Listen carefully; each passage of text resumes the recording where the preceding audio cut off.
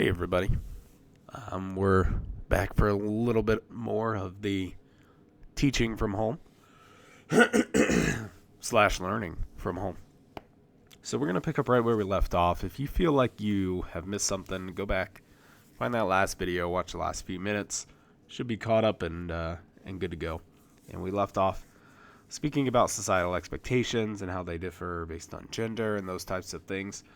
So we're gonna end here with the models of abnormality.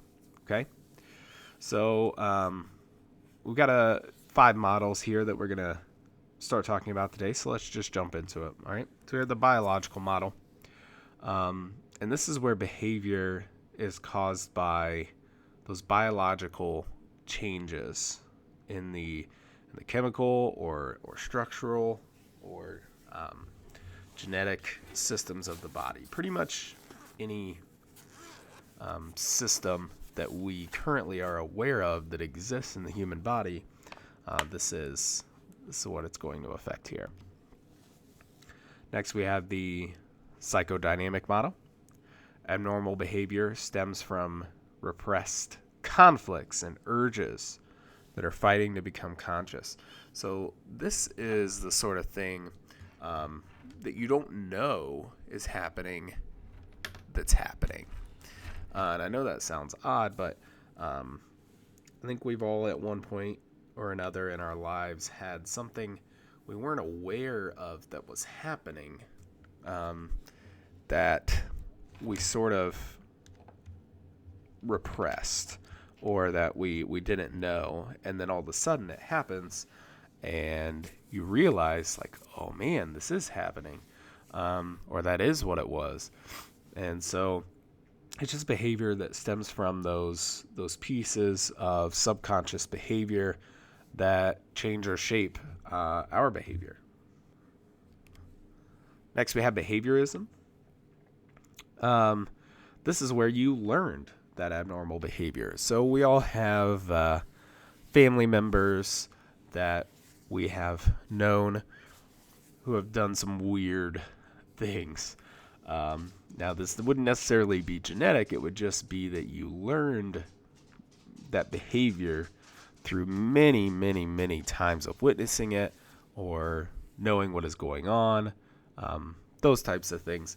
So not truly anything genetic, but you do learn it from people who you are around the most, which happen to be your family.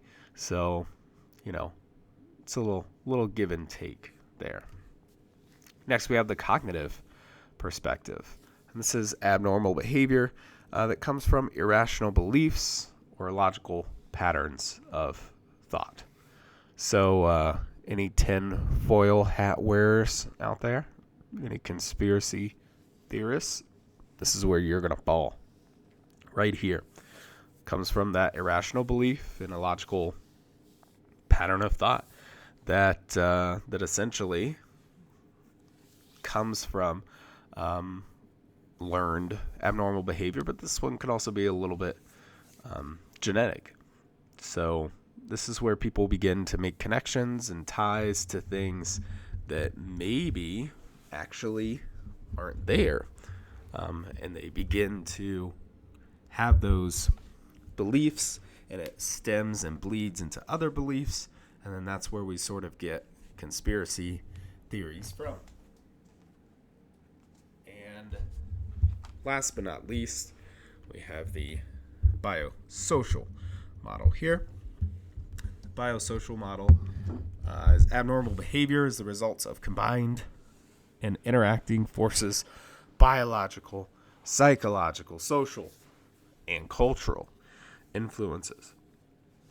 So this is pretty much how the human body adapts, is by using what you have obtained genetically, having it modify or change what you know to be true through social interaction or cultural interaction. What's your cultural norm? What is okay to do in a social situation? What is the right thing to do culturally, right? So it's basically the entire learned behavior of everything that could be learned. And so it makes a lot of sense that that one is on there, because it's just a combination of everything that we have learned so far.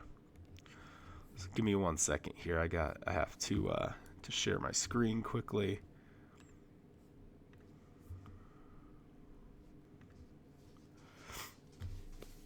All right, sorry about that.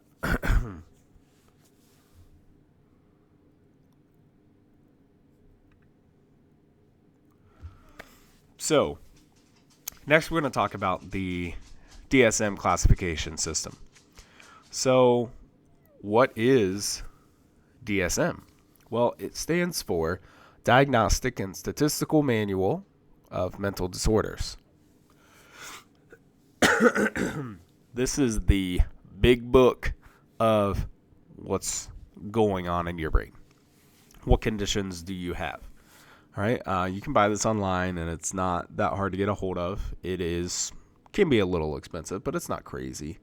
But it's essentially that manual of psychological disorders and the symptoms that accompany them. So if you're ever wondering to yourself, hey, what is wrong with my family? They are all so weird. There's a book for it.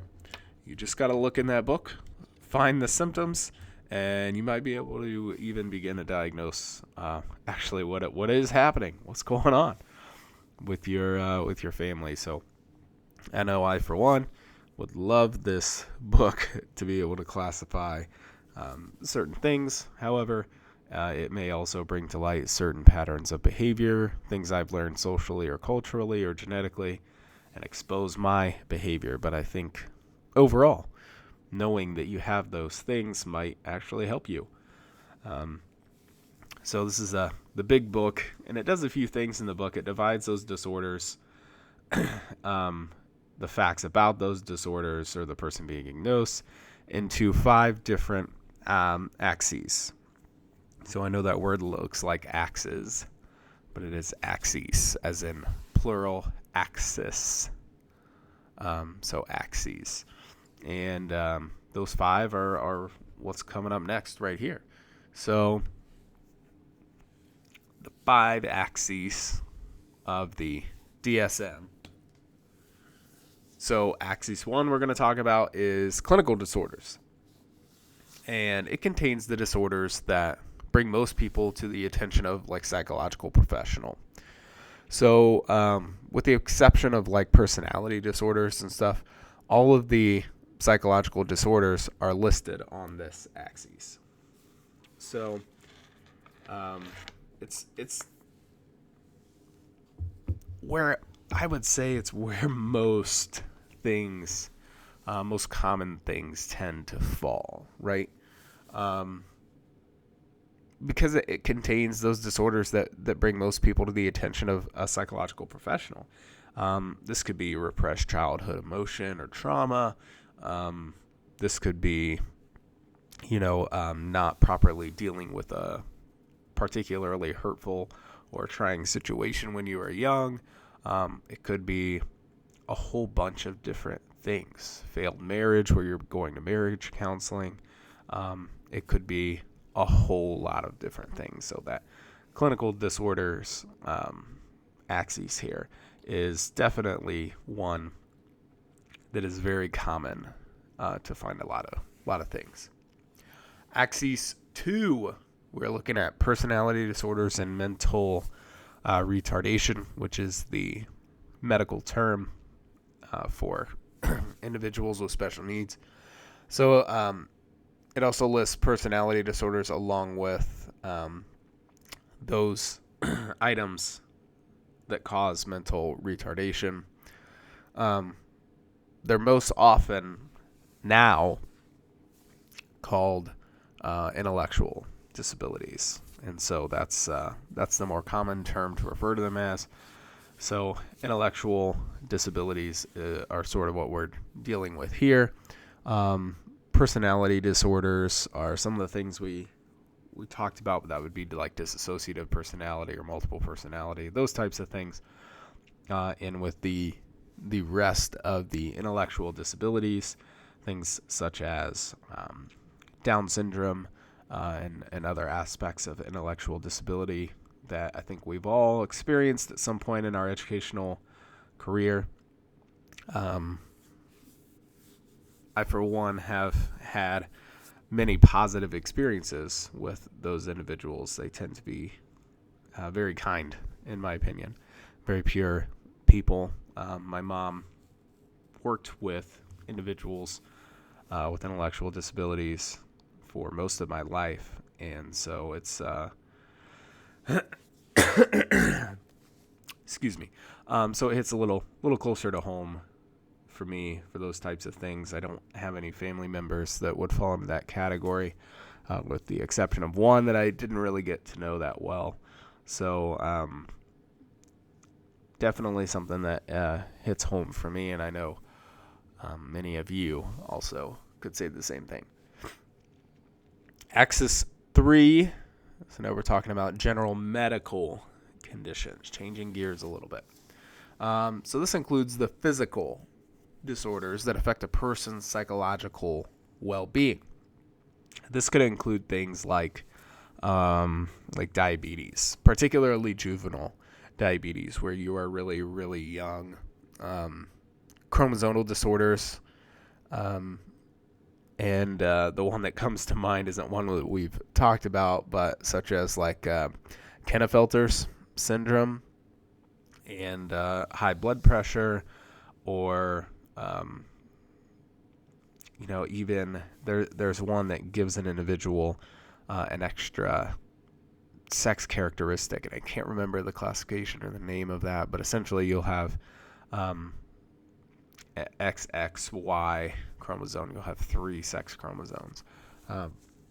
There's many genetic conditions that have an additional chromosome, including Down syndrome, which I believe is an extra 23rd chromosome, which is what causes Down syndrome. The characteristic looks of an individual with Down syndrome is the most easy way to identify Down syndrome. So those medical conditions are the things that are passed down genetically, that are in your DNA, that there's not much or anything that can be done about them. Axis 4, talking about psychosocial, environmental problems. So this is the information about problems in a person's life that might affect adjustment, such as the death of a loved one, or the loss of a job, or poverty. Some of this stuff can also fall under Axis 1. It just depends on how an individual is taking it. So if the death of a loved one sparks deep feelings of depression, of those types of things that fall into Category 4, might find their way into Category 1, Axis 1. So this is that hard thing that all of us have had to deal with at some point in our lives, with dealing with death or loss of a loved one. It doesn't necessarily need to be death either. It can be that they are leaving your life for whatever reason, or that you're breaking up with a boyfriend or a girlfriend, and you're dealing with that. Some of you may have parents that are dealing with the loss of a job, at least temporarily, with everything that's going on right now with COVID-19. So this is definitely a category that you would be able to look at and sort of know exactly what's going on here. It's that feeling in your gut you get when you don't want something to happen that you know is going to happen, or the feeling in your gut when something could happen and it hasn't happened yet, type of thing. Not a particularly great feeling, and it does suck. One of the most common ones in this category, though, is poverty. Now, poverty is defined by the government, and it's defined by the dictionary, but poverty is subjective. It all is based on how you view yourself, how you view your wealth in the world. So an individual who has, not a lot of money may technically fall under the category of poverty. But if that individual doesn't know that they are experiencing poverty and they're not aware of it, they would not exhibit the symptoms of an individual with or who is experiencing poverty, who would fall under this Axis 4. So it's all subjective. It all depends on what you believe to be true, and that pretty much determines whether or not an individual is going to fall into that category. So like I said, there is a government definition. There's a Webster's dictionary definition of poverty, but in this case it is subjective because it's determining an individual's psychological awareness of themselves and how they view themselves or their lifestyle. Axis 5, we're talking about the global assessment of functioning. So this is an overall judgment and made by a psychological professional. And what they're assessing here is the person's mental health, adjustment, and they literally do a rating on a scale of 0 to 100, right?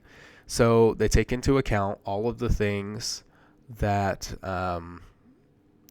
that could be going on with a person's mental health and their ability to adjust to that.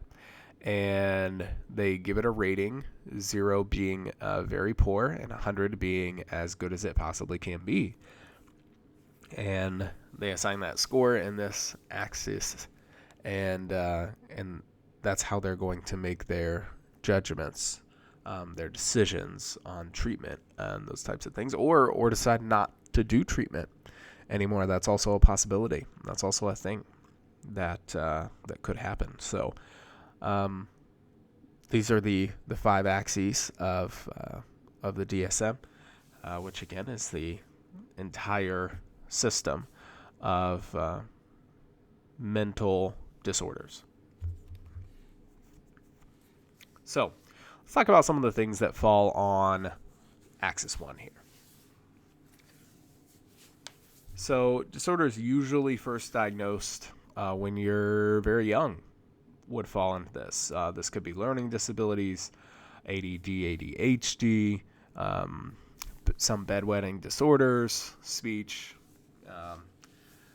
One of my least favorite things to experience in the world is oppositional defiant disorder, which is where essentially a child, or really a person of any age, depending on their intellectual abilities, will simply just say no. They will just do the opposite of whatever you ask them to do simply because that is their goal here. So other disorders, delirium or dementia, amnesia, other cognitive disorders where your brain isn't functioning like it should. This one is particularly speaking about memory and memory recognition and recall from short-term to long-term. It could affect either. Some examples of this, as we've talked about a few times in class, are Alzheimer's. Parkinson's also falls into this category, and there could be some amnesia from physical causes. So severe head trauma could cause certain forms of amnesia. Your body does that as a way to sort of protect you from the trauma of whatever happened. So, for example, I was involved in a car accident when I was about 15, and I really have no recall of the memory at all. I remember riding in the car, and then I remember waking up in the hospital, and that's it. So sort of your body's way to protect you so that you don't have to deal with the trauma because you can't remember the trauma. So thanks, body. Appreciate it. Psychological disorders due to a general medical condition. So this could be like you develop a brain tumor, sort of like Phineas Gage, like we talked about earlier in the year, who had damage to his frontal lobe. He changed his entire personality, who he was, his job. He abandoned his family, became a totally different person. So those personality changes due to a physical change in the brain. It could also be that brain tumor. Substance-related disorders. So we have alcoholism, drug addictions, or really addiction in general is a substance-related disorder. And that's because those substances change the chemical makeup of your brain. So it's sort of like when you use nicotine like a dummy, you get a certain feeling, and it takes more and more nicotine to replicate that feeling, and that's where people end up smoking multiple packs a day, and doing that sort of thing. Schizophrenia and psychotic disorders, so which include obviously schizophrenia, but also delusional disorders, paranoid psychosis, and this is where an individual may create scenarios where individuals are out to get them, or where unlikely scenarios are actually very likely to happen. And so again, this isn't that uncommon. Odds are you have had some sort of person or interaction with an individual who has experienced one of these conditions. Mood disorders. Now we're getting into the ones that are going to be most fitting for the age group, so to speak. We typically find mood disorders in individuals in post-adolescence, meaning they have started puberty or are going through puberty or have just ended puberty. And that's usually where those mood disorders start. It doesn't mean that you can't develop them after that if you showed no signs. It also doesn't mean that an individual who's 40 or 50 can't get it. It's just most commonly those mood disorders begin with adolescence. And it includes depression, bipolar disorders. Mania is one that doesn't get thrown around a lot anymore as a mood disorder. But mania is where you become totally and completely enthralled with one topic. It's all you can think about. This is common as to why young relationships sort of just overnight go from I was with this person and now I hate this person and I'm with this person, and you love them 2 weeks later for some reason, and that mania can be a little crazy. It can make you a maniac, so to speak. So anxiety disorders, we're going to talk about panic disorders, phobias, stress disorders, those types of things that include panic attacks, which are a very, very real thing, need to be taken seriously because it's not like the individual enjoys having panic attacks. It's like when a coach yells at a player, like, "Hey, do better," or "Don't throw." I always think in terms of baseball, but just throw strikes, and you're like, "Dude, what do you think I'm trying to do? Like, do you think I'm trying to fail up here?" So it's not one of those things that you can just say, "Hey, get over it." The individual has some stuff they need to work through, and so I would recommend being very considerate of that. Somatoform disorders, so hypochondriasis or conversion disorder. So being a hypochondriac, so to speak, believing that everything that could go wrong, every condition that you could possibly have, you have it 100%. You have all of these conditions. So, for example, my mom does show many symptoms of a hypochondriac. She believes she has arthritis, that she's developing diabetes. She believes that she has all kinds of disorders, all kinds of things. And, it doesn't really help much to tell that person that maybe you don't. But at the same time, you want to reel in their expectations and make sure that they're not just wasting their life away seeking medical attention. Fictitious disorders. Again, these are things that are the most interesting to talk about here. Pathological lying is one. Pathological is where you lie not necessarily because you need to. You lie because it's sort of your instinct, sort of your go-to, right? And you create this story, you create this path, so to speak, of lying, and you don't really need to. The truth isn't necessarily any more or less impressive as the lie, but pathological lying is something people can do. They lie for no reason. It wouldn't matter. But Munchausen syndrome, and particularly Munchausen by proxy syndrome, is just very, very crazy. So Munchausen syndrome is where an individual says and tells people that they have serious conditions. It would be like somebody without cancer saying, I have cancer, shaving their head, wearing a hat, just basically living their life like they have a condition that they don't have. But personally, I think a little more interesting version of this is Munchausen by proxy, which is where typically an adult caregiver has many fears related to their child obtaining one of these conditions or syndromes, and they essentially treat that child like they do have those conditions. One example of this is a show on Hulu that is a very odd show called The Act. Excuse me. And it is about a young girl who has a mother who tells her she has all kinds of conditions. She lies to her about her age. She tells everybody that she's slow for her age. And the show sort of outlines the girl sort of learning that this may be true, and the psychological pressure and differences in the girl, and the show gets pretty weird pretty quick, as you find out that, spoiler alert, she doesn't have anything wrong with her. But her mom tells everybody that she does, and they accept money from big donations. They accepted a house from Make-A-Wish, and maybe it wasn't Make-A-Wish, but it was an organization that does things like that. So Munchausen by proxy is very, very interesting. Definitely jump into that Wikipedia article and dive in head first, because it's very, very interesting. Dissociative disorders next. So dissociative identity, which was formerly known as multiple personalities, where you believe that there are many individuals residing within one person.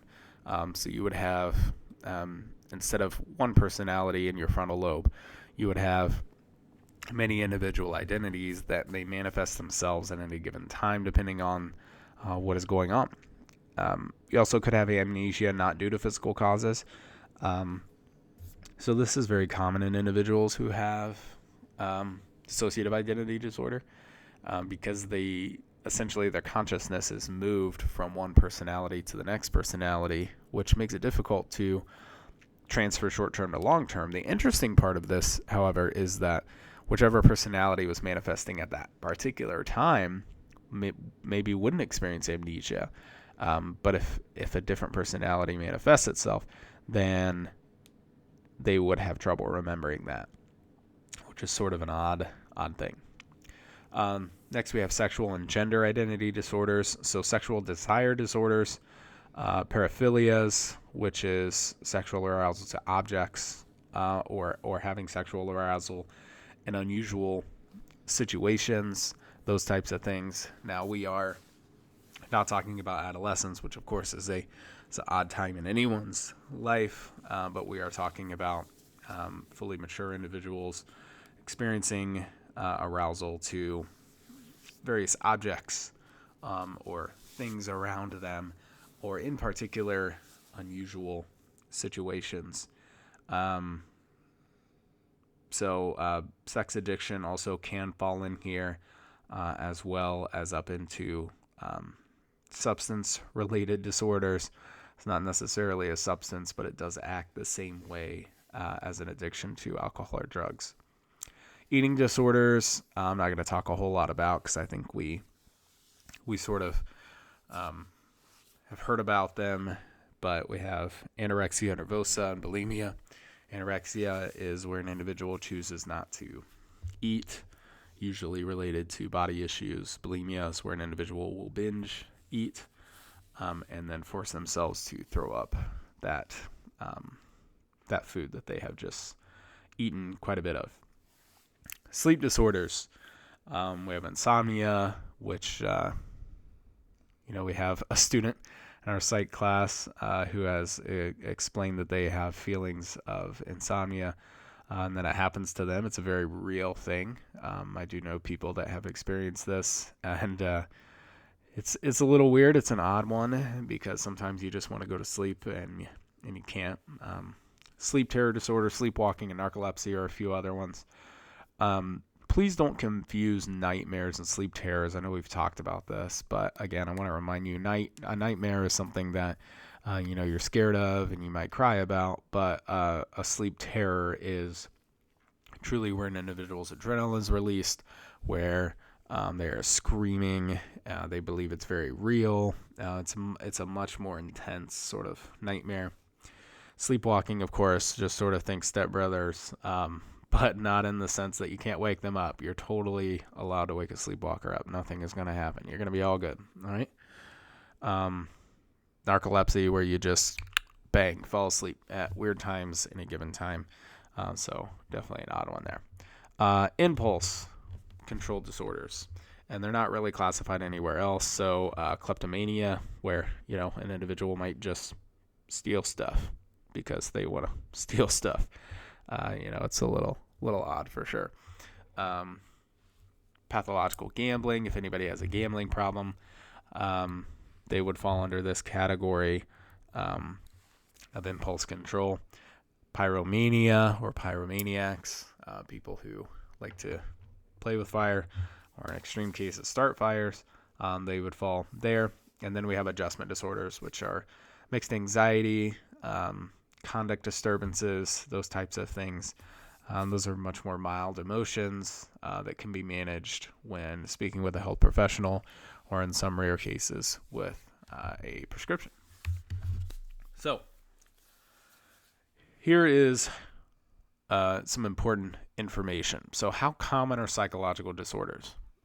And I'm gonna let you look at that number in bright red there. 26.2% of American adults over the age of 18 has a mental disorder in any given year. So to put that to a number, it's 57.7 million people in the United States have a mental disorder in any given year. It's a lot. That is a lot. That number has gone up as well. This data that I found here was from 2017. Obviously, the data has gone up. We have more people than that in the United States. So that percentage hasn't changed, but the number of people have. It is over 60 million people a year in the United States have a mental disorder. It is very, very common. So if you are in a group of 4, let's say you and 3 other friends are somewhere, odds are one of you has a mental disorder. The family example here wouldn't necessarily work because some of them are genetic and can be passed down, or they're learned behaviors. So if your parent exhibits one of those that we've talked about, you would be likely to exhibit one too. So your odds would be more like 50%, 1 in 2. But if you're with 4 friends that you've just made, odds are one of them is experiencing mental disorder. So let's talk about how frequent each disorder happens. Okay. So depression is a very, very common piece of disorders in the United States. So all types of depressive disorders make up about 9.5%. And that's about 20 million people. I know it's pretty crazy. But yeah, 9.5 out of that 26.2 are depressive disorders.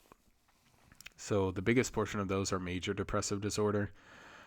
These are individuals that basically have a lot of feelings of deep despair, that they don't believe that they could be happy. Sometimes it's triggered by an event. Sometimes it's not. Sometimes it's genetic, and it can be very difficult to deal with. Dystemic disorder, bipolar disorder sort of bring up the rear there.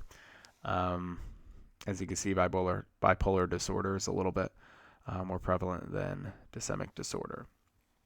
Schizophrenia makes up about 1.1% of that 26.2. It affects about 2.4 million people in the United States. So one out of about 1% of the population, about 1% of the people you meet in your life could have schizophrenia and experience schizophrenia. The biggest category by far in the United States is anxiety. disorders. So all of them together make up about 18% of that 26.2, about 40 million people. 6 million, 2.7% of them are panic disorders. Those panic attacks that we talked about, obsessive compulsive or OCD, post-traumatic stress, which is PTSD, which don't necessarily accompany that with just military action. There are a lot of things that can affect PTSD and cause it. General anxiety disorder is where an individual might feel a lot of pressure. You might feel a lot of stress. This is where a lot of stress disorders fall. Social phobia, this may be the sort of introvert-extrovert dynamic where an individual does not want to participate in a social situation because they might feel like they can't get out, they can't escape if they need to. Those types of things. Claustrophobia may fall into that category. Agoraphobia, which is the fear of everything. It means you're just terrified of everything. But the biggest category here is the bottom one there, specific phobia, where you have a specific fear of something in particular. Obviously, the most rational fear that exists is snakes. If they can run faster than you without legs, you should be terrified of them. Just awful. Yeah. So those are the disorders. And this will be the last thing we cover here today in this video. But let's wrap it up. In 1972, a researcher named David Rosenhan asked what he believed to be healthy participants to enter into psychiatric hospitals and complain that they were hearing voices. So again, we're talking about something that's probably unethical by today's standards. Taking totally what we knew as healthy people, what we understood to be healthy people, to go into that psychiatric hospital and say they are hearing voices. So all of the participants were admitted into the hospitals, and they were diagnosed with either schizophrenia or manic depression. All of them, every single one, all of the people that we believed or that he believed to be healthy individuals were all of them diagnosed with either schizophrenia or manic depression. So once they were admitted, they stopped pretending to be ill and acted as they had normally would. But the hospital staff interpretation of their normal behavior was skewed because they had been labeled, which is that top there. Now, labels can help establish distinct diagnostic categories. It can help patients receive effective treatment. But that last point there is also just as crucial. It can be dangerous. It can be over prejudicial. If you find out that an individual has schizophrenia, you're going to treat them like they have schizophrenia rather than as an individual. And that's what we found out in Rosenhan's study, is that those individuals had been labeled as mentally ill people who have schizophrenia or manic depression. They had been diagnosed and labeled, and those labels stuck. And even when the actual symptoms of those illnesses disappeared, they still were viewed as individuals who had schizophrenia or manic depression. So, labels can be very, very dangerous and need to be very careful, right?